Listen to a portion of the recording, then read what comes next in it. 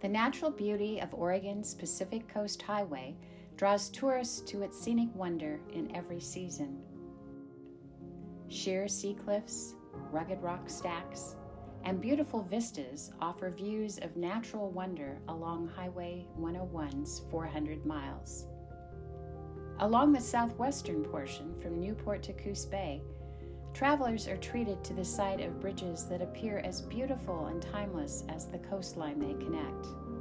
Soaring Gothic arches and long, elegant spans cross some of the most rugged parts of the Oregon coast at Newport, Walport, Florence, Reedsport, and Coos Bay.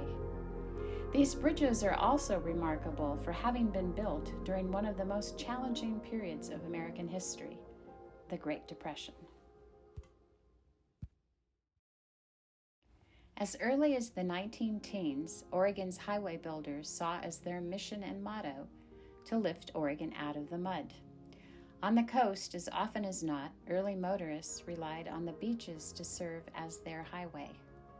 By 1920, however, Oregon's highway map had begun to change. Yet the coast from Tillamook to Coos Bay was one of the most obvious challenges left to be addressed.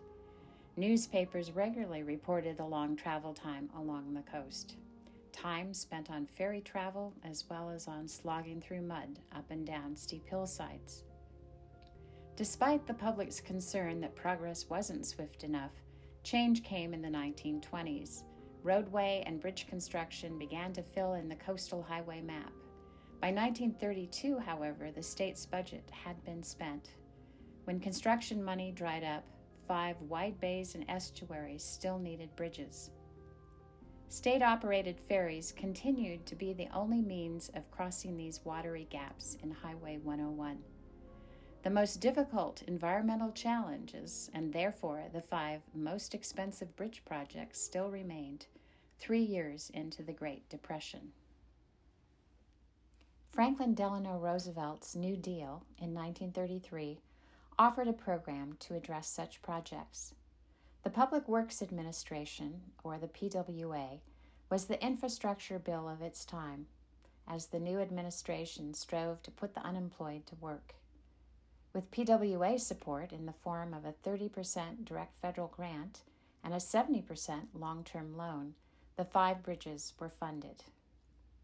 When the PWA approved the request for funding for the 5 coastal bridges, Oregon's bridge engineer, Conde McCullough, went to work with his design team, creating bridge designs that have been described as having the unique boldness of industrial sculpture and fine art.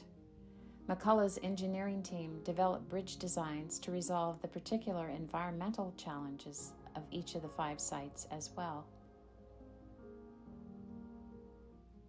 In Depression-era Oregon, state design talent and construction labor responded to the opportunity, and by September 1936, all 5 of the PWA-funded structures were operating.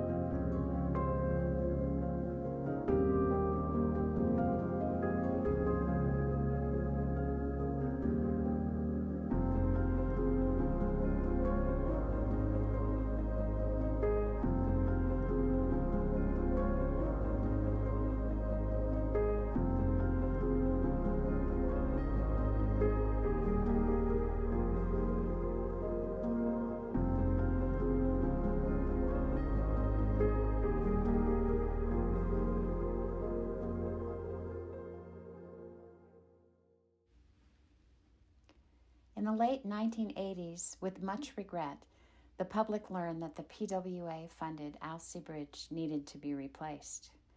Built of reinforced concrete, its supporting steel had been damaged by decades of salt air and water. Its need for replacement launched a statewide debate.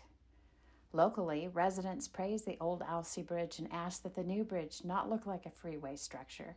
Instead, they asked for some kind of arch design reminiscent of the old bridge. Voices from around Oregon argued that spectacular scenery called for a spectacular design.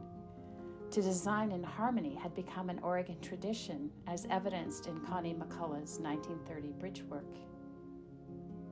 The advocates of an arched bridge design not only won the debate, the significance of the bridge to the community and state was further acknowledged in the construction of an Alsea Bridge Interpretive Center on the New Bridges South Approach. The last of the PWA-funded bridges to be completed, the Yaquina Bay Bridge was officially dedicated in September 1936.